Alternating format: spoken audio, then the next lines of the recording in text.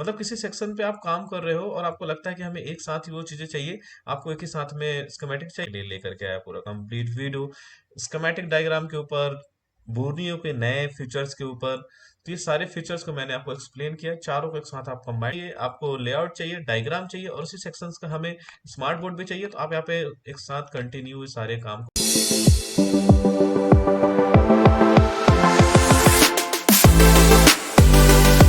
Hello friend, कैसे हैं आप? अच्छे होंगे तो हमेशा तरह एक वीडियो हो रहा है गाइस। तो आज का जो हमारा वीडियो रहने वाला है, मैं आपको बताऊंगा कि फिर से जो नए बोर्नियो का इंटरफेस है उसको कैसे यूज़ किया जाता है, क्या उसमें फंक्शन है।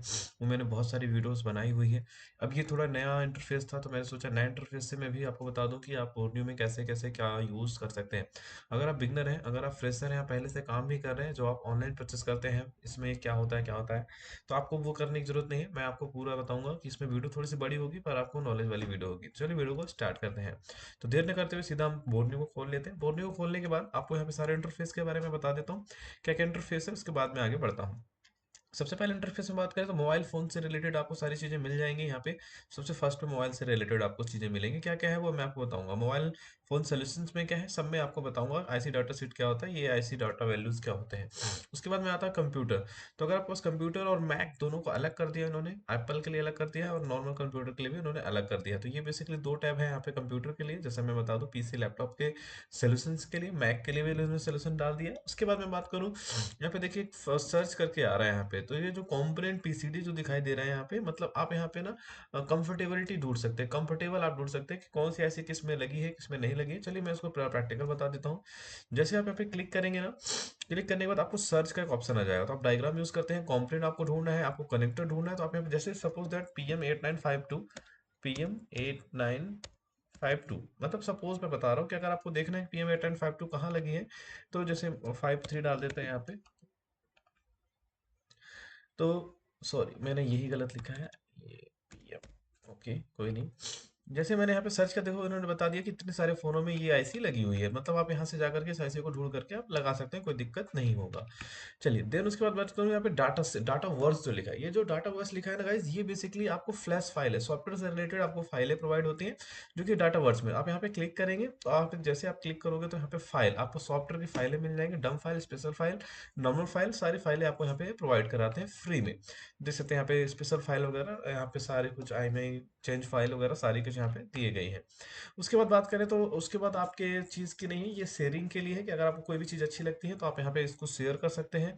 यहाँ पे इसके कंफर्टेबल, जैसे यहाँ पे जैसे बात करें कि इन्होंने कोई इनकी टीम से किसी ने वर्क किया या फिर कोई काम किया तो ये शेयर पोस्ट करते हैं, मतलब आज किसी चार्जिंग बना, नेटवर्क बना, तो क्या होता है, तो ये अपने ऑफिशियल फेसबुक पेज पे ले जाएंगे और आपको बताएंगे कि इसमें क्या क्या चीज़ हम नए नए पोस्ट डालते रहते हैं। बाकी शेयर है, ये आपका अकाउंट डिटेल है। चलिए अब मैं सीधा बात करता हूँ अपने मेन टॉपिक पे। मेन टॉपिक में आने के बाद मैं आपको बताता हूँ, सबसे पहले मोबाइल फोन सर्विसेज के बारे में बात करूँ तो यहाँ पे आपको सारे ब्रांड मिल जाएंगे। पहले क्या था, अलग अलग टाइप था, अब बहुत अच्छा कर दिया है, एक ही टाइप में हर एक चीज आपको देखने को मिल जाता है। सपोज मैं यहाँ पे खोल लेता हूँ कोई भी एक, मैं प्ले ब्रांड को ओपन कर लेता हूँ। सपोज मान लीजिए जो रनिंग ज्यादा चलते हैं, मैं यहाँ पे Xiaomi को ले लिया है। Xiaomi का कोई भी एक मॉडल हम उठा लेंगे यहाँ पे, जैसे सपोज कोई भी एक मॉडल को उठाएंगे, वहां पे सारा चीज आपको देखने को मिल जाएगा। तो चलिए जो X2 को ही ले लेते हैं। सबसे पहले X2 में देखिए, तो सबसे पहले इसमें होता क्या है, मैं दो तीन आपको खोल करके दिखाऊंगा। देखिए with map, diode value, hardware solution, schematic diagram और यहाँ पे वोल्टेजेस। तो चलिए मैं सबसे पहले बात करूं, और भी एक दो मॉडल अगर मैं खोलूं तो देखिए यहाँ पे कुछ नहीं है, दो ही ऑप्शन है यहाँ पे, मतलब सारे ऑप्शन देखिए यहाँ पे बहुत अच्छा कर दिया है उन्होंने। तो यहाँ पे देखिएगा फर्क क्या है, विड मैप है, डायोड वैल्यू है, हार्डवेयर सोल्यूशन है, स्कीमेटिक है, स्मार्ट बोर्ड दे दिया गया है। दो चीज आपको यहाँ पे नहीं देखने को मिल रही थी, स्मार्ट बोर्ड, एक थर्मिस्टर। तो ये अपडेट है और आपको पता चल जाएगा कि इस फोन का क्या मिलने वाला है, डायग्राम है नहीं है, हार्डवेयर सोल्यूशन है नहीं है।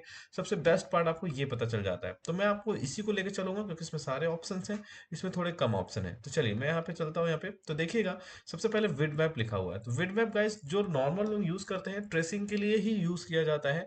पर मैं आपको बताऊं, कभी आपका आईसी का पैड, जैसे आप कोई power IC, network IC, charging IC, CPU या फिर कोई भी आप ऐसे के निकाल रहे हो जिसमें आपको ये लग रहा है कि अरे हमारा फोन का पैडलाइन उखड़ गया है, तो आप पैडलाइन के बेसिस पे इसको यूज कर सकते हैं। मैंने क्या बोला था कि नए इंटरफेस को भी मैं एक्सप्लेन करूंगा, हर एक चीज मैं यहाँ पे एक्सप्लेन करूंगा।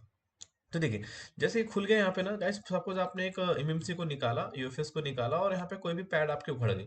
सपोज ये पैड उखड़ गया, तो ये पैड आपका एनसी या तो ग्राउंड है गाइस, तो ये उखड़ भी जाता है तो कोई दिक्कत नहीं है। बट अगर ये पैड निकल गया ना, तो आपको बताएगा कि कौन सी लाइन है, कौन सी लाइन नहीं है, पूरा इन्फॉर्मेशन आएगा, और ये बताएगा किस कंपोनेंट से कनेक्टेड है। तो आप यहाँ से इसको जंपर ही मार सकते हैं। तो मैं इसको यूज करता हूँ एज अ ट्रेसिंग, तो है ही नॉर्मल, पर यहाँ पे पैड लाइन के बेसिस पे मैं यूज करता हूँ कि यहाँ पे क्या है। बाकी इसके पिन आउट को भी देखना होगा ना, तो आप एंटर करेंगे ना, जैसे यहाँ पे क्लिक करेंगे ना, जूम करेंगे, तो पिन आउट भी आपको देखने को मिल जाएगा। आप सो पार्ट्स पे क्लिक करेंगे ना, पैड्स पे क्लिक करेंगे ना, तो यहाँ पे देखिए आपको नाम और उसकी जीआर वैल्यू और यहाँ पे सब कुछ यहाँ पे देखने को मिल जाएगा, क्या है, ग्राउंड है, कौन सा काम का है, कौन सा काम का नहीं है। तो ये सारा कुछ है यहाँ पे गाइज। चलिए देन मैं बात करूँ नेक्स्ट, विड मैप हो गया हमारा। विड मैप होने के बाद, सॉरी, विड मैप के बाद यहाँ पे देखेंगे तो यहाँ पे लिखा है डायोड वैल्यू। अब ये डायोड वैल्यू क्या है वो भी मैं आपको बता देता हूँ। डायोड वैल्यू है गाइस, अगर आपका कोई कनेक्टर, जैसे सपोज मैं खोलता हूँ यहाँ पे कोई भी सनसाइन, आप मल्टीमीटर को यूज कर लेंगे, तो देखिए डायोड वैल्यू क्या है।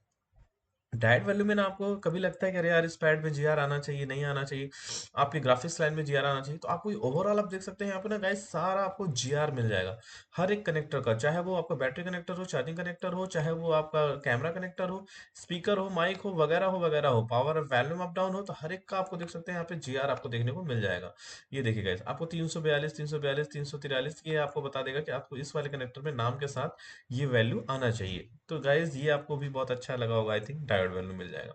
उसके बाद हार्डवेयर सोल्यूशन की बात करें, हार्डवेयर सोल्यूशन की अगर हम बात करते हैं तो गाइज आपको वही, आपको फॉल्ट आपके सोल्यूशन वाइज यहाँ पे देख सकते हैं कि अगर कोई आपका फॉल्ट आ गया, रिंगर, माइक, हेडफोन, सीम, कैमरा वगैरह वगैरह वगैरह, तो आप उस पर क्लिक करते हैं और आपको पता चल जाता है कि कौन से ट्रैक कहाँ पे लगी हुई है, मतलब कौन सा कंपोनेंट किस लाइन में क्या लगा है, किस आईसी से आ रही है, आपको ये सारी चीजें मिल जाती है। पर इसके लिए आपको ना बेसिक हार्डवेयर का नॉलेज बहुत होना चाहिए। जैसे बात करें यहाँ पे कनेक्टर की, तो देख सकते हैं यहाँ पे कोई भी एक लाइन है, यहाँ पे जैसे मैं वीआईओ की लाइन की बात करूँ, तो यहाँ पे देख सकते हैं कि एक सीरीज में कॉम्पोनेंट है, पैरेलल कॉम्पोनेंट, ये आपको बहुत नॉलेज होना चाहिए, सीरीज पैरेलल क्या होता है, सारी चीजें। और ये बायो पावर से आ रही है, तो इसके बीच में कभी ये लाइन क्या फॉल्ट होता है, तो फॉल्ट के अकॉर्डिंग हम इसको ट्रेस करते हैं, जो कि आपको मिल जाता है हार्डवेयर सोल्यूशन में। देन मैं बात करूँ स्कीमेटिक डायग्राम, तो स्कीमेटिक डायग्राम के लिए आपको वेट करना है, मैं आपको लास्ट में बताऊंगा कि इसको कैसे पर्टिकुलर आप जल्दी से यूज करना है। अभी स्कीमेटिक डायग्राम को मैं छोड़ रहा हूँ, इसको मैं लास्ट एंड में बताऊंगा कि स्कीमेटिक डायग्राम को कैसे यूज करना है, बहुत इजी तरीके से वो भी बता दूंगा। स्मार्ट बोर्ड की अगर हम बात करें, तो स्मार्ट बोर्ड में देखिए इसमें क्या क्या फंक्शन है, मैं आपको बता देता हूँ। स्मार्ट बोर्ड वाकई में स्मार्ट जैसे नाम ही है, तो उसका काम भी वही है, स्मार्ट बोर्ड के थ्रू ही। तो देखिए, उसके बाद मैं बात करूं यहाँ पे, तो देखिए सपोज यहाँ पे ये हमने खोल दिया, यहाँ पे ये देख सकते हैं, सबसे पहले तो बोर्ड की क्लियरिटी मिल जाती है। मीन्स क्या हुआ कि आप एक पावर आईसी को निकाल रहे थे और यहाँ से कोई कंपोनेंट रिमूव हो गया, तो आप यहाँ पे देख सकते हैं जूम करके कि कौन सा कंपोनेंट था, क्या रजिस्टर था, कैपेसिटर था, कॉइल था, क्या था। और यहाँ पे आप उसको ना जैसे क्लिक करेंगे ना, तो उसकी डायोड वैल्यू और वो भी बता देगा कि पावर का सेक्शन है कि कौन सा सेक्शन है, कहाँ से आ रहा है, बीपीएच लाइन है वगैरह वगैरह। जैसे आप उस पर क्लिक करते हैं ना, तो L1, L4 या L6 ये आपको देखने को मिल जाता है, S7, ये देखिए ये सारी कोडिंग आपको देखने को मिल जाती है। तो ये सारे गाइस बहुत ही बेस्ट लगा मुझे। बाकी ये ऐसा नहीं कि केवल आप कंपोनेंट देखने के लिए स्मार्ट बोर्ड बनाया गया है, नहीं, इसकी जीआर वैल्यू। अब मैं आपको बात करता हूँ इसके डायरेक्ट, जैसे ऊपर आपको एक दिखाई दे रहा है डायोड मोड, जैसे इस पे डायोड मोड पे आप क्लिक करते हैं ना गाइस, तो फिर से वही सेम चीज, आप तो मैं वो भी मैं बताऊंगा आपको कि एक अगर आप स्मार्ट बोर्ड खोल लेते हैं ना, तो आपको क्या क्या बेनिफिट्स मिल जाता है।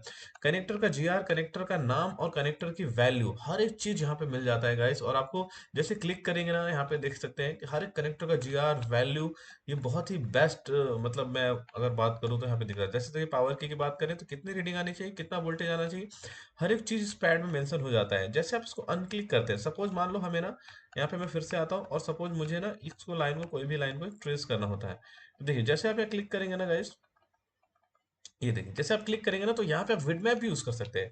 जैसे देखिए नाम बता दिया इन्होंने, जैसे मैंने इस टीपी को क्लिक किया, तो इन्होंने बता दिया कि यूएसबी की डीपी की लाइन है यहाँ पे, और यहाँ पे कितना जीआर आना चाहिए, और क्या क्या चीजें लगी हुई है, ये देख सकते हैं। पूरा आपको इंटरफेस यहाँ पे देखने को मिल जाता है। मतलब आप यहाँ पे स्मार्ट बोर्ड से कंपोनेंट ट्रेसिंग और जीआर भी देख सकते हैं। तो बहुत कुछ है यहाँ पे गाइस, जो कि आप यहाँ पे नोटिस कर सकते हैं। स्मार्ट बोर्ड बहुत ही बेस्ट ऑप्शन है अगर किसी मॉडल का पर्टिकुलर है तो।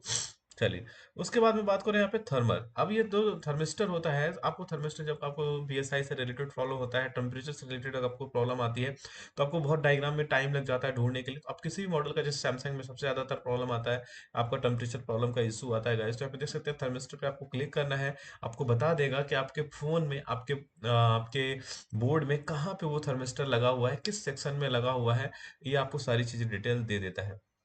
तो थोड़ा सा टाइम लग रहा है यहाँ पे, क्योंकि नेटवर्क इशू हो सकता है, बाकी इतना टाइम नहीं लगता है खुलने में।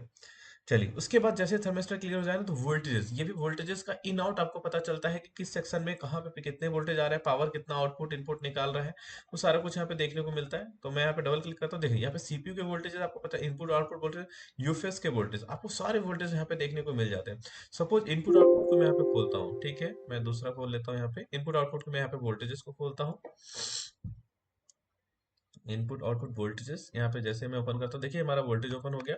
अब देखिए पावर सेक्शन पास जाएंगे, 1.0, 1.0, 1.0, यहाँ पे कितना वोल्टेज आएगा, 2.3, 1.2, 0.6, ये देख सकते हैं यहाँ पे सारा कुछ देखने को मिल रहा है यहाँ पे।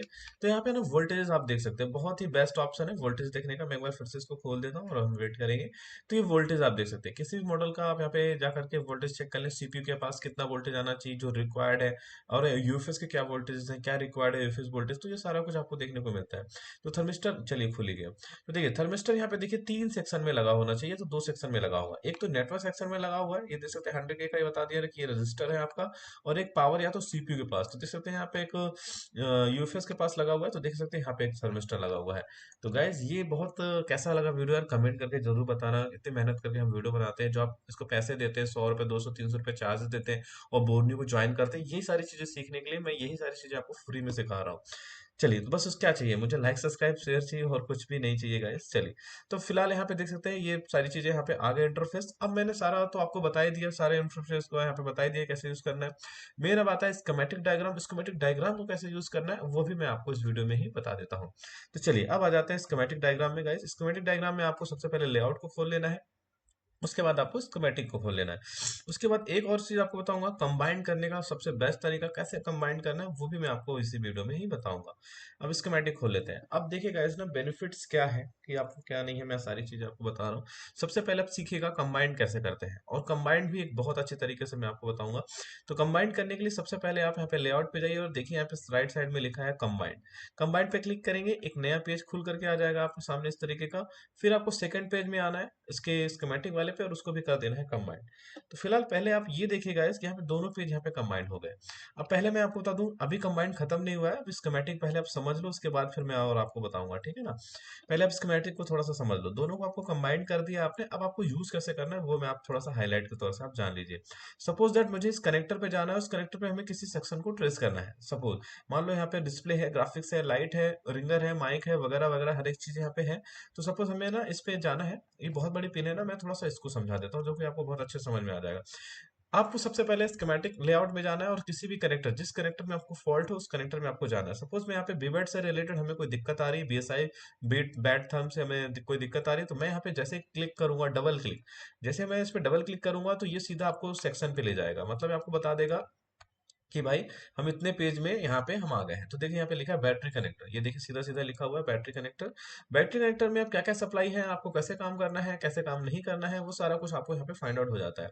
सपोज किसी लाइन को ट्रेस करना है, अब मैं बात करूँ यहाँ पे कि बी बैट को अपन ट्रेस करते हैं, सपोज या बीएसआई को ट्रेस करते हैं। देखिए बैट थम यहाँ पे दिखाई दे रहा है, बैट थम यहाँ पे दिखाई दे रहा है। सपोज बैट थम की लाइन को हम ट्रेस करते हैं, तो इसका जो 5 और 6 है, ये आपका बैट थम की लाइन है, यहाँ पे आरडी की लाइन है, बैट आरडी बैट थम की लाइन, ये देख सकते हैं ये आईडी की लाइन है। तो अब सपोज मान लो आईडी या थंब की लाइन को हमें ट्रेसिंग करना है, सपोज दैट।